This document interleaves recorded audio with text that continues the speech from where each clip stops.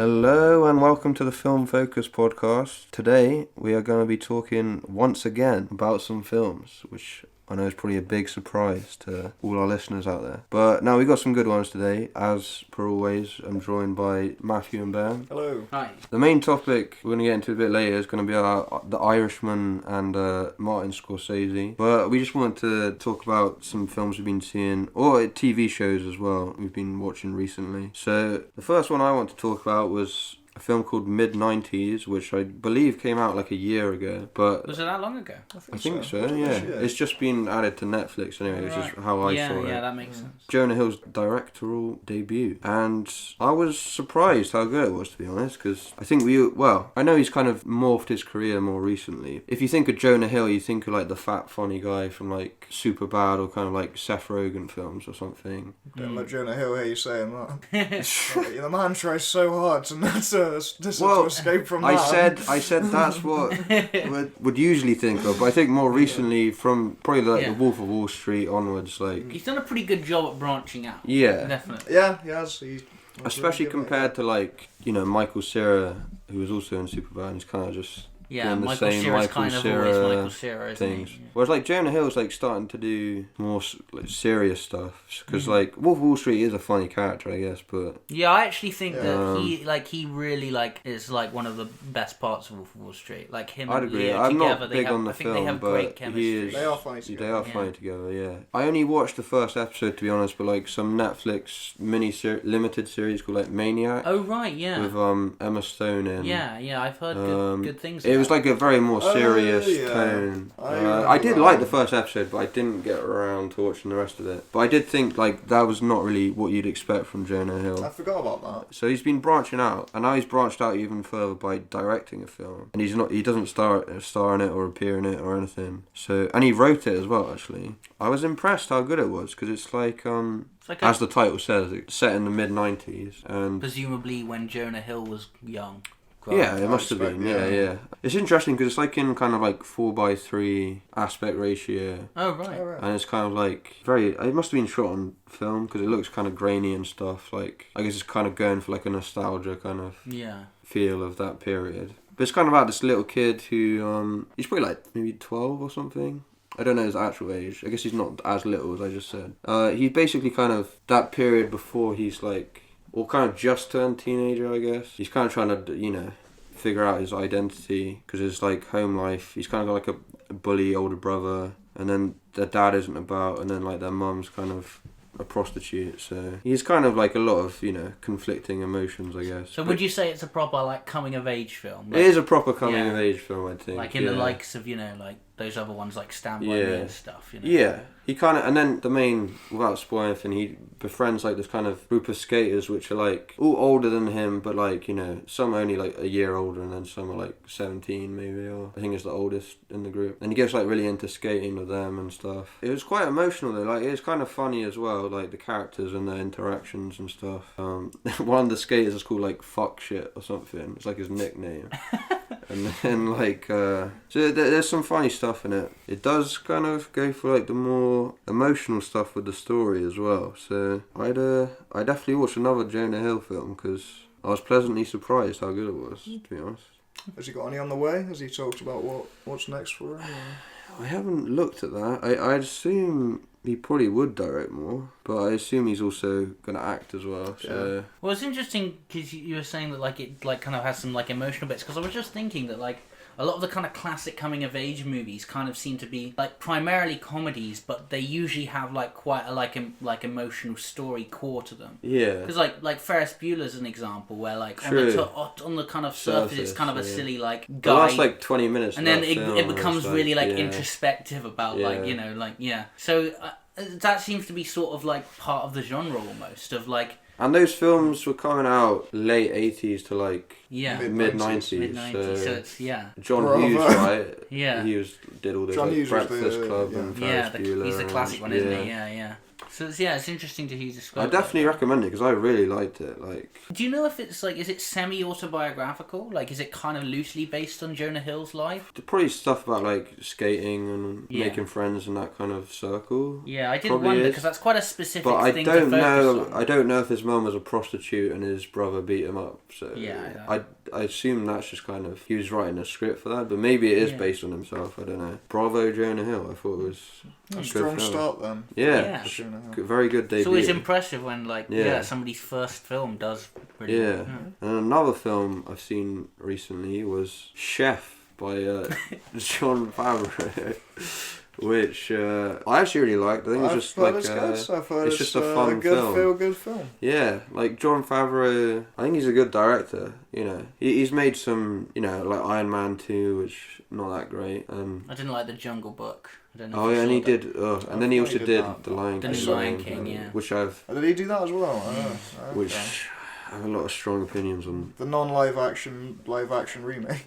Yeah. The one everyone calls live action. That is what pisses me off the most about that. And then also it just looks ugly in my opinion. Like Pumbaa looks horrifying.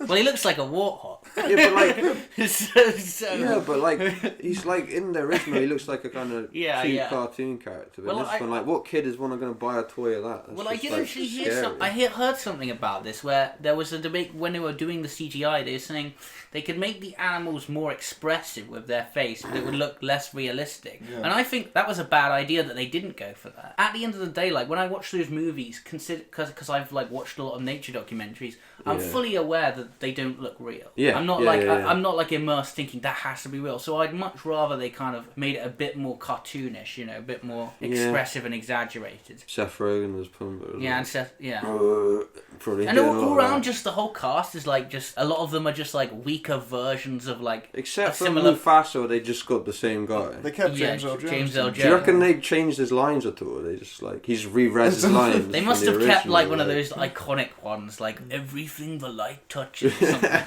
But it feels. He's done some strange. Well, I guess, you know, he's also like- going to make a lot of money from that film, but Yeah. he varies from like artistic vision to like Disney giving him a lot of money. I think. Yeah. Well, it's interesting how he's done like, you know, he does the big Disney ones like Iron Man and stuff like that. I think Iron Man was before although that's Disney. before it kind of exploded, isn't it? I think that was more of a passion project as well. Yeah. At the time it was, Yeah. And then I also think, going back to Chef, I think that was just him. Yeah. I think it was made after Iron Man 2 where he wanted to make something that was more just a passion It's project, interesting. I guess. He seems to be able to switch between big Hollywood, you know, stuff to kind of stuff he wants to do. Yeah.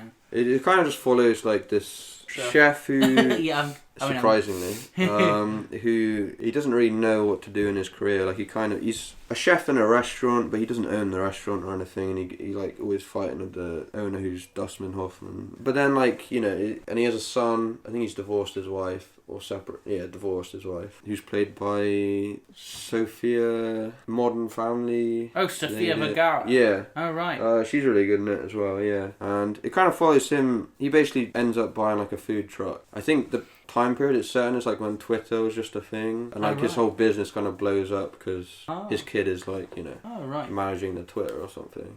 It's kind of just a feel good movie, you know. Like, my main question is, does it have good cooking montages? Yeah, Because I think like it does. a good I would cooking. hope so. You would. Yeah, you with would a- There's bits where he's just like real going to good like, cooking, you know, sure. random groceries. He's like buying all this random like vegetables. Oh, this is like a cassava and like a. Because that can be fun to watch. Yeah. Like, we might, like that classic example There's is Hannibal, where it has some amazing, That's true. amazing That's montages of true. him like cooking this meat Very and nice seasoning it. dishes And, on Hannibal. There's a good scene where like he makes like it's like kind of a cheese toasty, but it looks like a really nice one. Yeah. And he's like telling his kid like, you know, telling him he's doing it wrong and stuff. You know? That's good, yeah. Because cooking montages, I feel like that's a necessity for a film like that. Yeah. Well, didn't they basically spin it off into just a show about Jon Favreau, that Netflix thing? Yeah, I've It's called seen Chef's some of that Table? as well. Is It's that what called The Chef Show, I think. The Chef Show? Yeah. Okay. Which is Isn't that about Jon Favreau cooking things in real life? with the guy that I think the film might be based off of, Oh, right, okay. Ah. who did this food truck thing and his business blew up. Like, oh right.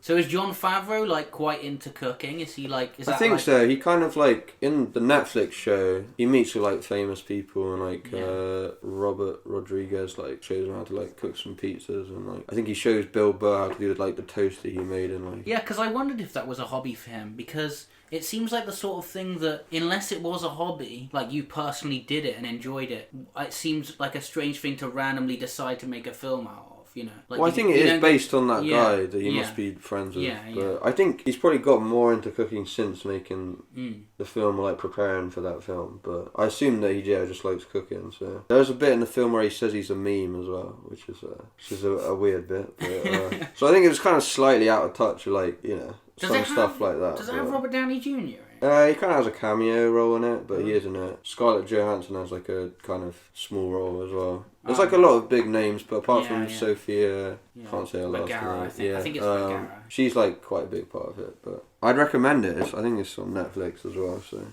if you want a feel-good film, definitely check it out. And segueing off of that, me and Ben have kind of been watching The Mandalorian, which is... the first 2 episodes, yeah. It's like show run by Jon Favreau. I think he writes most of the episodes, at least. I didn't know how involved he was. I knew he was... No, he is like, the main guy. How much do you know about it, Matthew? Not a whole lot. I just know that from what I just saw the trailer, and from what I gathered, he's just like a bounty hunter dude. Yeah. It's like it looks. I mean, I've heard people describe it, and from the trailer, it looked very westerny. It is kind of space western. Yeah. A lot of people have been saying it gives Firefly vibes. Like, I think Firefly's I might better, be praising it too highly because like Firefly is yeah. its whole length. I've seen all 6 out of 8. I think there's 2 more coming. I've seen the first 6, and then Ben's seen the first 2. The first 3 were really good. I think the first. You know, the start of it wasn't great, but I think by the end it kind of won me over. And then I really liked the second and third episode. I thought the second episode is just like him fucking about with some Jawas, really. And Centuries and Jawas. Yeah, it's pretty fun Star Wars stuff. You'd really. love to see it. Yeah. After that, there was like 2 really bad episodes where it was kind of like Monster of the Week. Like, not after the Jawa. Actually, there was another good one after the Jawa one. Okay. Which is like, there's this plot line which at the beginning of the series in those episodes is like the A plot, and it's like focusing on that, and then it just kind of went to this like Monster of the Week thing where it's not really following the main plot line. Yeah. And it's very varied because they're like 2 really bad episodes where there's just like bad acting, which is kind of generic one where like they go to a planet, it's like, oh, they have to save these like villagers kind of thing from like these weird looking pig people. And then the one after that was just kind of they go to like the cantina for episode 4, and it's not good. And like there's this guy just sitting in Han's seat, and he's meant to be this kind of character like Han, but he's terribly acted, and like it's kind of insulting in a way. I don't know. He's just like, that's a really weird choice. Yeah. It's also because it starts like the Mandalorian ship like crashing from space into Mos Eisley. It's like, why'd you pick that planet? I don't know. So I think like sometimes like the Jawas in the second episode, there's some like they were used well, but there's some like Easter eggs or throwbacks that are like just kind of in there and they're not very good. So I'm a bit conflicted on it. The most recent episode was pretty good, but it was like still kind of Monster of the Week. So I feel like with 8 episodes as well, you'd expect the show to use its like episode length well and not have any filler in 8 episodes. They're shorter than I expected. Yeah, they vary from like half an hour to like 40 minutes. We talked about The Boys in like our first episode. Like that's 8 episodes, and that's like all really good, I thought. Yeah. Whereas The Mandalorian, you know, it hasn't been using the episodes it's been given as well as it should have. Well, is Monster of the Week their plan? Like, I hope not. Is that what the show is? Yeah. That's the thing. It's hard. I think no one really knows what the show is anymore, because the first 3 episodes it was like following this plot line, and there's an occasional like hint back to that plot line, but it seems to just be doing Monster of the Week at the moment, which I'm not. It's quite an outdated television thing, really, in my opinion. I think it depends. The X-Files famously had a similar setup where there was a plot and then Monster of the Week, and the Monster of the Week episodes were always better. Were they? Okay. Yeah, I think this is the opposite, where was... like the main plot ones are better, and then Monster of the Week not as much. See, I thought the format, the story of The Mandalorian would lend itself quite well to a system like that, a structure like that. I think maybe I'm just too hung up because there were like bounties. 2 bad ones in a row. Proper bad, in my opinion. The most recent one kind of did Monster of the Week well. I did get more kind of like Doctor Who vibes from the most recent one. I don't know, from like the production value and stuff. Oh no. Yeah. But, That's not a good sign. yeah. I'm enjoying it more than I assume I'm going to enjoy Rise of Skywalker. It feels Star Warsy. I'll say It does that. feel It Star feels- Warsy, It's yeah. like it feels even without that John Williams music, it feels like Yeah, it's in the Star score's Wars actually world. pretty good as well, yeah. I like the idea. One of the things that appealed to me about it is the idea of kind of setting it with a character who's not just part of this big like galactic destiny thing going to affect. I like the Yeah. idea of just having Disconnected from the Skywalker just yeah, story like completely. just yeah. a dude who goes around the planets. Like Yeah. I think that's like an underrated thing because you know it's Yeah. you know it's like it's kind of more like relatable in a way when you know it's not just some like magic. Well, the magic thing isn't a big deal because it's Star Wars, but like I like the idea that he's just a dude who goes around and he has these encounters and stuff. Yeah. That was interesting. Yeah. It's kind of interesting because it's set after Return of the Jedi. Yeah. So it's kind of like the fall Not of the long Empire. after. So there's a few like hints of that, which is kind of cool. And Yeah. in my opinion, I guess expanding the universe in that way without the Skywalkers being involved. So I think I like that. I think it does have more of a clear vision than anything else the Disney Star Wars films have put out. Because as we all know, it's like there was no clear vision for the new trilogy. For the trilogy, no. So if these next 2 episodes that are coming out are both good, Yeah. would you say overall it was a decent series worth watching? Yeah, I would probably then. Yeah, it had a lull in like the middle 2 episodes, but Yeah. as long as the next 2 are like pretty solid or Yeah. even really good, then it's definitely worth watching. Because yeah, Jon Favreau's mostly doing a good job with it, I guess. So. That's good to hear. Yeah, I'm not a massive Star Wars fan, but I did like think it would be nice for that to. I think you might like it then. Yeah, because I feel There's like no lightsabers and the stuff. idea, so, yeah, and the thing about television is because it's like more drawn out and long form. That there's a lot more opportunity for like world building there, and I think with a thing like Star Wars where the setting is so vast, and like there's all these they've already established all these races and planets and stuff. Then like a TV series for that seems perfect. There's so much more time Yeah. to spend with all these different things. Yeah, that's true. I think that's like both the good thing about it and can also be the downside to it. Where Like if it's an episode about it's something you're episode not that's interested. good, then it is good and it Yeah. does expand it well. But if it's like a shit one, then Yeah. it's like, did we yeah. need that? I don't know. As long as it stays on track and doesn't have any more lulls, then I think definitely check it out. Yeah. I'll tell you an Easter egg that I did enjoy when in the first episode a character mentions Life Day, which confirms the Star Wars Holiday Special what is canon. Oh yeah, yeah.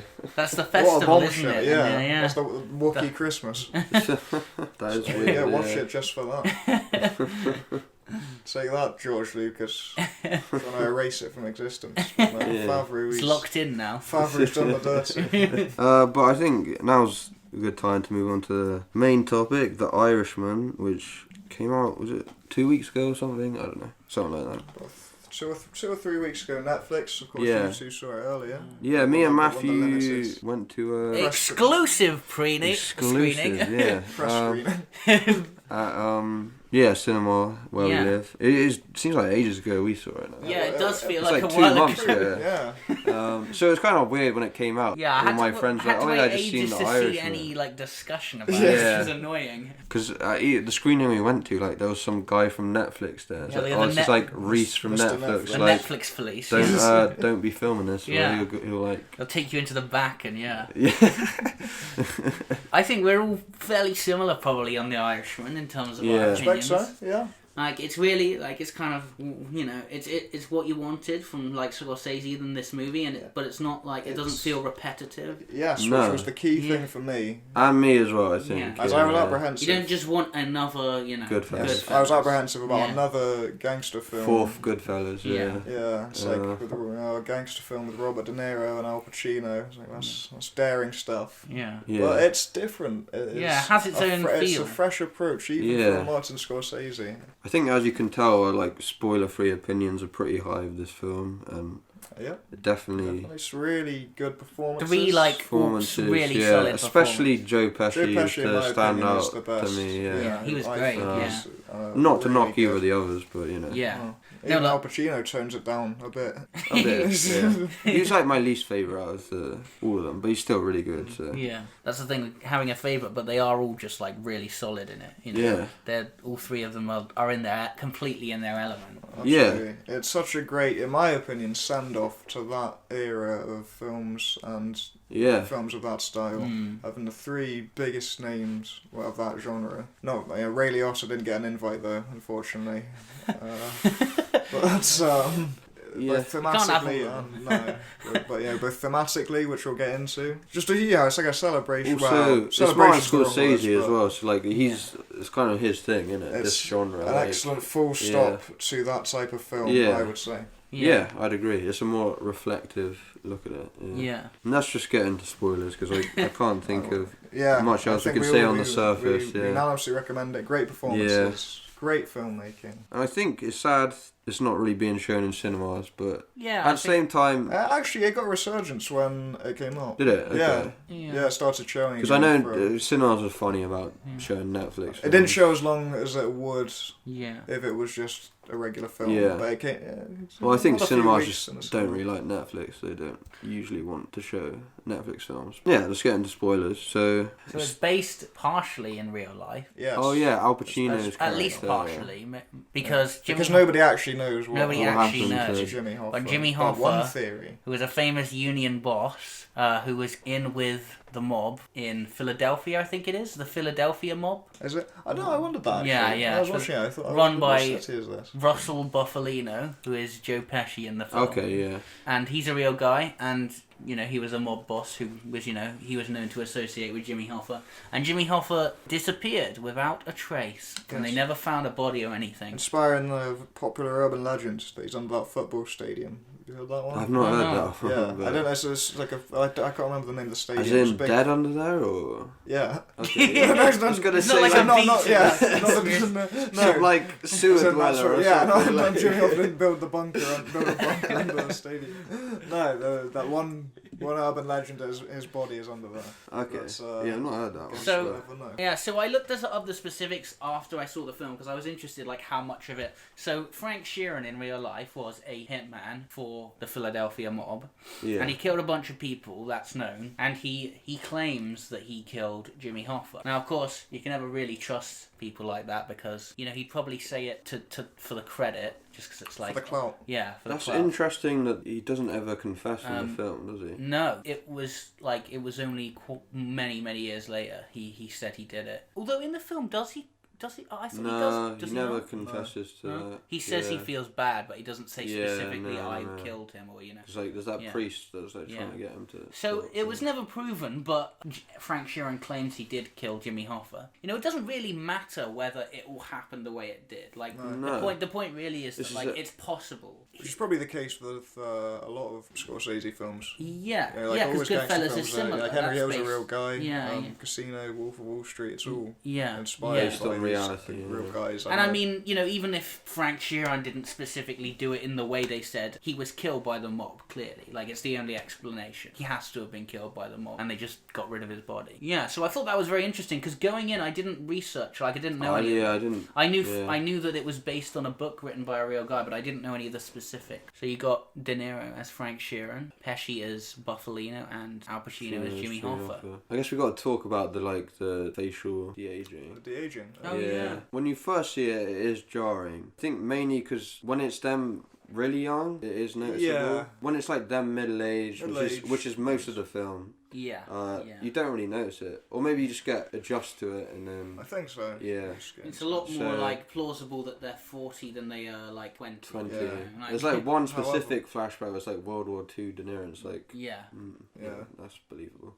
But the rest of it, I think, was pretty fine, to be honest. I've seen a lot worse. Yeah, definitely. De-aging in films. They didn't look like something from the Polar Express. They were.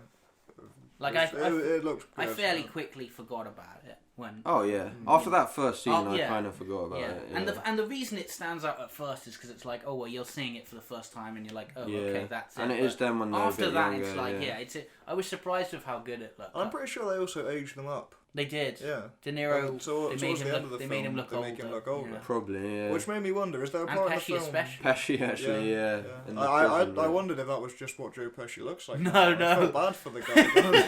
With the white hair.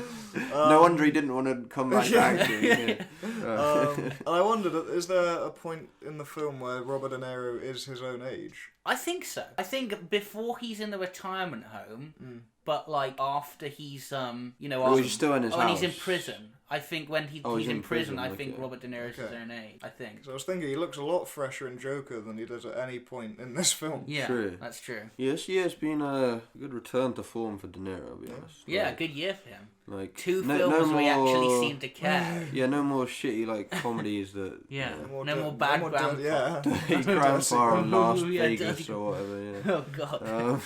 So yeah, I think. Yeah, it's nice to see him like care. Yeah. I mean, if he was in a Scorsese film and didn't care, I think people would be pretty heartbroken about. Well, everyone put so much effort into this. Yeah. Like Scorsese's a director. I guess Joe Pesci coming out of retirement. You have to ask him 14 times. He nearly came out of retirement for Gotti.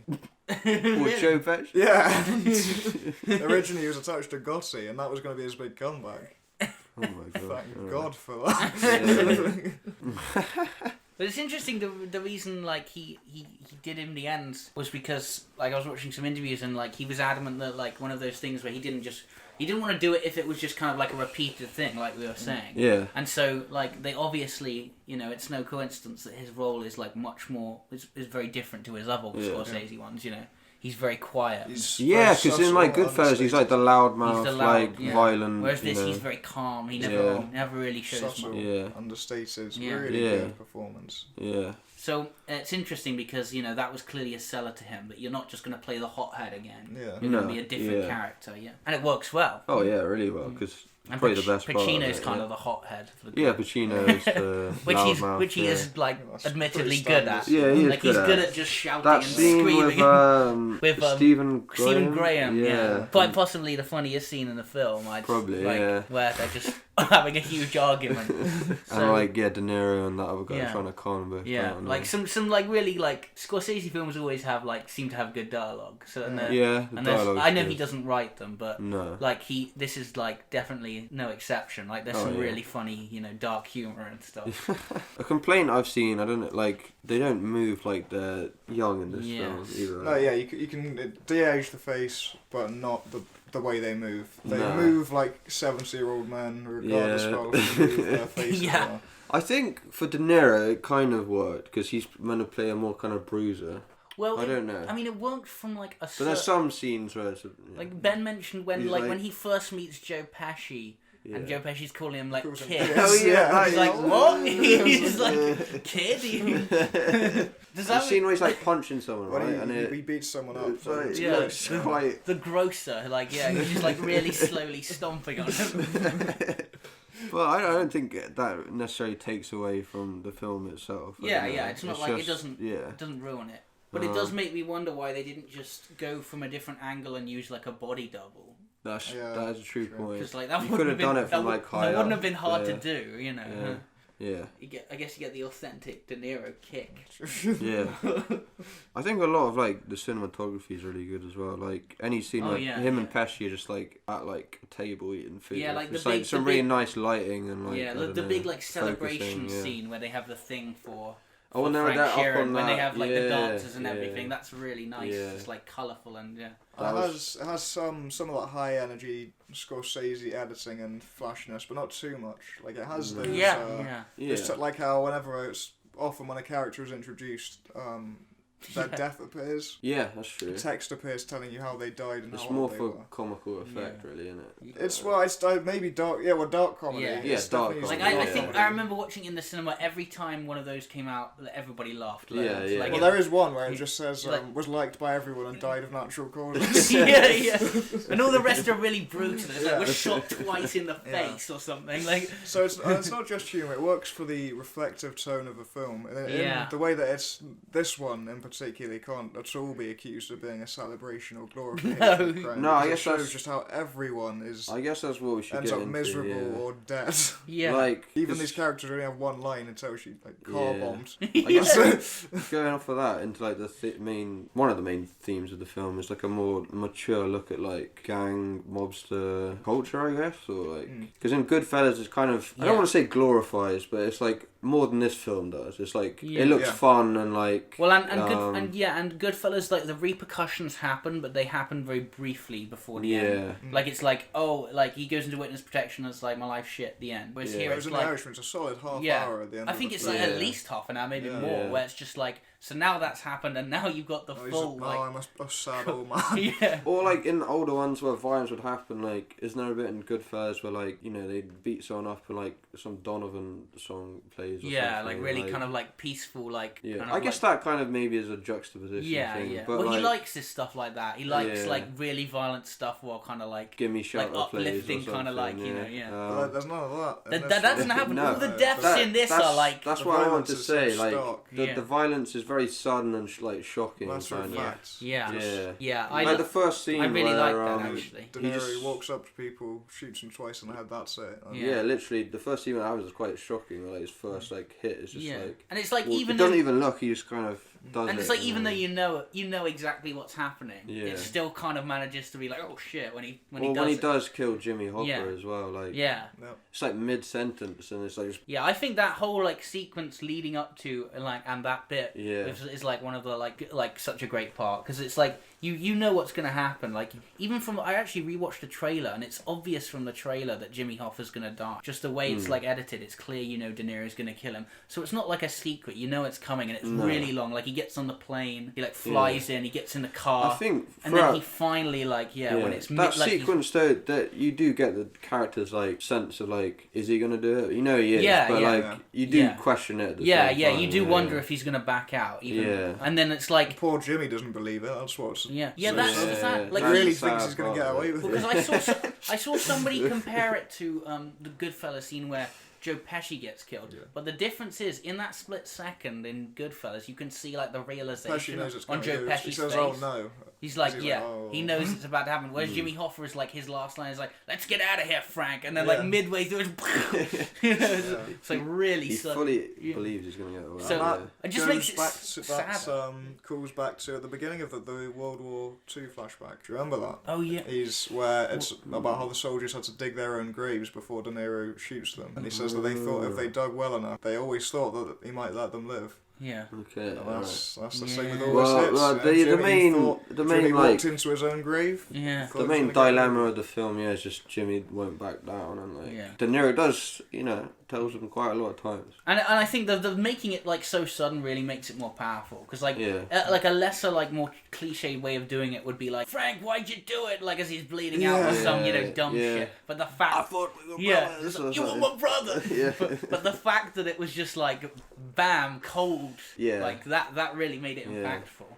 And it made it sadder too. Makes it more real. Yeah. Because in films you expect that kind of thing, of him bleeding out and then having some little emotional moment. Yeah. Whereas it's not like cool looking. No. It's not like, it's just like bam in the back of the head and that's it. Like the big flaw of the film is too long. I would say it could be cut down a bit, definitely. Because as we said, like, there's a lot of points. Well, there's a good like at least half an hour. It's just people telling Jimmy like the same thing. I mean, I think and like I kind of you're hammering in the point that he won't back down, but it's like you could trim it. I think still hammer the same point. So I think it's maybe one of those things where I wouldn't cut any like big certain section, but I think like a bit. So you could take a bit from here and a bit from there, like just to make it a bit tighter overall. Like maybe even 20 minutes less, maybe. Like my most significant issue with the film was the way that I feel the plot takes a back seat to the characters and the themes, and sometimes it wasn't actually that clear to me what was happening. Yeah, I agree. I found it. I found a lot of the people who there's were a lot of people in there. And I didn't even know if this was me being not paying attention, but because I was very tired when I watched it. But there was a lot of times where I was thinking like, how's this guy related? Like, well, how has this happened? There's that fat Tony actually gone to prison for what's happening at the moment. Yeah, there was like that fat Tony guy that's like not in like 2 hours of the film, and then becomes like a really main character, and then Al Pacino is getting pissed with him. And it's like, yeah. Who is this guy? I don't remember. And then Joey the blonde. The guy he kills in like the bar or something. Yeah. Like he was in the restaurant. I didn't really you could cut that entire segment and nothing would change. No, and I that's don't know true. What. It takes its time. None of it's bad. None of it's bad. That's the thing. Well, that's the thing. I am actually happy with the length because I just enjoyed these characters and these performances, and it all added up to. I guess you had a different experience where I find it more of a show watching in the cinema. Yeah, because you couldn't. Well, you could go to the toilet, but I don't. Like doing that in a film. Being sat in a cinema for 3.5 hours is. Yeah, I think me and Matthew were getting pretty like restless. So maybe the Netflix thing does work in its favour in a way. I don't know. I didn't look at my phone. So that's impressive. Yeah. Discipline. Didn't look at my phone. Yeah. Don't look at your phone. Watch the film. Yeah, I agree. Some good food scenes as well. Yeah. As always with Scorsese. I like the. Beer steamed hot dogs. I want one of those. A lot of ice cream. Yeah. A lot of dipping bread in. I love the bread dipping. Yeah. It's like 2 minutes of silence and you just see them like dip their bread in wine. But it looks cool, I don't know. So Yeah. Oh, actually, also another thing is like his stuff about his daughter. I don't know, it was quite underdeveloped. Yeah, I mean, and it seemed like they were trying to make that a bigger thing than it was. I don't know. Yeah, I mean, she's has like 2 lines. Yeah, but she's always a presence in his life. She's always watching him. She's always the way she looks at him is significant. Yeah, I know. I got that, but I felt like it only pops up in little pieces, and then at the end, the last half an hour, it's like this is the plot now. Well, I think that's because, like we said, the last half hour is the payoff to all of this. It drives home the misery of what ends up happening to Frank. So all these tiny things happen with his daughter throughout his life, since she's a child. I guess she's always a witness to this violence. She hears about his hits on the news, and she knows what happened. Well, she literally sees him beat up that guy. Exactly, and then it all comes home at the end. He's estranged from her. Yeah, I mean, I got all that. I just feel it could have been touched upon a bit more if it was going to be as main as they were making it out to be. Because I got more that the Jimmy Hopper story was the Well, it might. I think the thing that was strange is I know where you're coming from. I wouldn't have felt that, but it was specifically because we saw it with this interview thing at the beginning. Didn't help. And they interviewed the woman who's a British actress, don't know her name, who plays the daughter, and she said they interviewed. She was making it seem like she was. Yeah, and the fact that they really interviewed her next to Pacino and Scorsese, and Al Pacino was like, "Well, this is going to be a major part of it," and it wasn't. No. And I don't think that's necessarily a bad thing for the film, but that was a weird decision to because she doesn't have much lines. No. She is in it, but I really like the whole it becomes way more reflective. The end is just sad.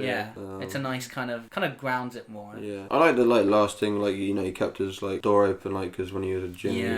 That was nice. Do that as well. Is there anything else I don't really have much complaints about The Irishman. No, pretty great. Yeah, I think it's probably one of my favourite Scorsese films, to be honest. It's his best film since the 90s. I'd agree as well. Yeah. There's been some that I haven't liked that much in between that.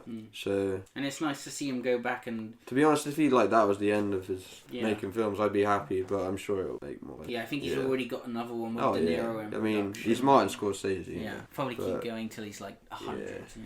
So I think that wraps up this one. We definitely will recommend that. Check out The Irishman, basically. I think we're gonna go and take it easy. Yeah.